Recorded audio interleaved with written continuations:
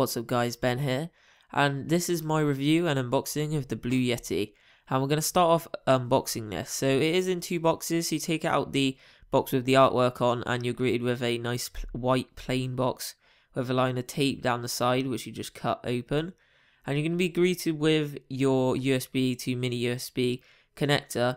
So this is a mini USB and a USB, there you can see USB 2.0, nice and focused there. And next up we have our manual.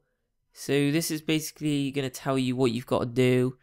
Yeti on the front with a nice picture of the Blue Yeti, and you do get a congratulations at the start of the booklet to tell you what you got to do, and you have all of your settings that you can do in there, as well as this great artwork that I find really nice. Just for them, the Yeti is a very artistic box and design and everything, so it's nice that they include those little pictures. And now onto the box again. Now this is really hard to unbox, to be honest. It does come in this polystyrene stuff, which is really tough, but the good thing about this is you are ensured that you're going to get nice protection whilst in shipping. So after a while I did manage to get it all off, and you're greeted with the Blue Yeti itself. A very nice metal build, and we're just going to take off the next piece of polystyrene right here, which is also quite hard. Even it doesn't look hard, but it is quite hard. And there you can see I have a little fingerprint where my hands are so warm, and the Yeti's aluminum build, aluminium, whatever you want to call it, is nice and cold, so you can see this top quality stuff with a bit of the gel stuff to keep the water and moisture out of the Yeti. So this is how you start it up. You're going to put your mini USB into the bottom of the microphone, and then you're going to put the USB into the your Mac or a PC, laptop, desktop, whatever you guys have got, and then you're going to be greeted with this flashing red light, or once clicked it does go red. But now we're going to go on to the review part of the video, so we can just have a quick look at the Yeti right here.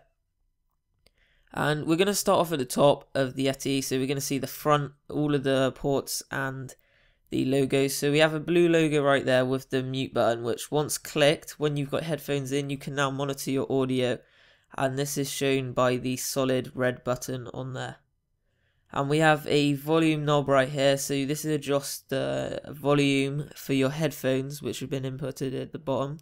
But then all the buttons on this are plasticky, so you're gonna realize that of the other part of the Yeti is all metal.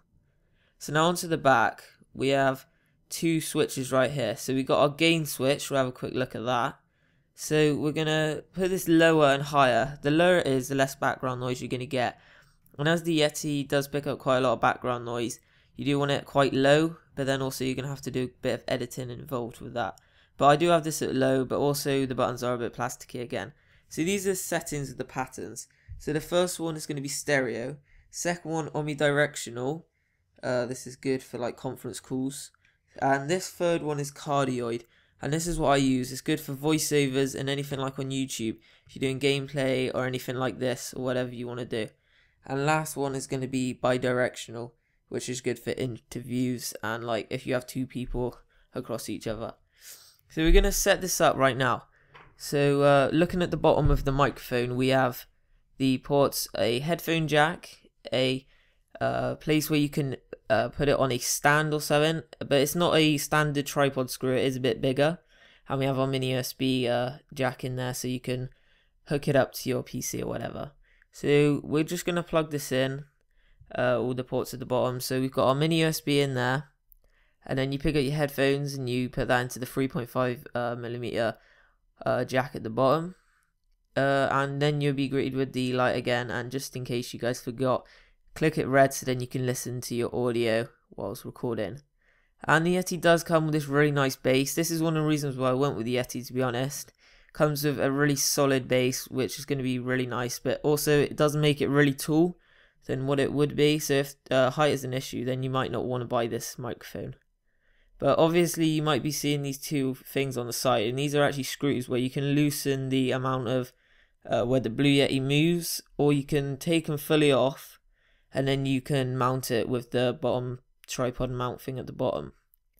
So that was just a bit about the Blue Yeti, and there we go. So the sound quality has all been recorded on the Blue Yeti. I'm going to do a bit of editing to the audio and I am using a pop filter. And now we're on to the accessories. So the pop filter is the main thing I'm using for this. Literally, you have to do is just screw it on, but you'll see that in a bit. And basically, this is a bit of fabric on a bit of plastic, and you just tie it on. This is the Tiger Pop filter on Amazon.co.uk, which was about a tenner. So these are the headphones that I'm using mostly, the Sennheiser Momentum over-ear headphones. You can use any headphones really, but I prefer the over-ear design. You could also use something like the Beats Solar HD. These are on-ear headphones. They do the job. You just want something that kind of like isolates the noise around you, so then you know what you're actually picking up. Or you can use something like the Studio Monitors, the Audio-Technica ATH-M50X. And what I use other thing is a little bit of foam at the bottom just to absorb some vibrations. It doesn't do much because there's already foam at the bottom of the Yeti. And this is me just putting my pop filter on, which is actually really hard to put it onto the Blue Yeti, because if you put it anywhere that you think that's going to work, it will just slip off. So 4 minutes later, I finally decided where to put it, and I got it there after, but it does causing some couple of scratches, so it was kind of annoying. But I finally got it on, and all you got to do is just set it up so it's really nice. So I'm about 6 inches away from the Blue Yeti, and my pop filter is about 1 inch away from the Yeti, so I'm 5 inches away from the pop filter. And I literally just plug in my headphones here, and then I'm ready to go. So thanks for watching my review and unboxing of the Blue Yeti microphone. Please comment and subscribe, and I hope to see you guys in the next one. See you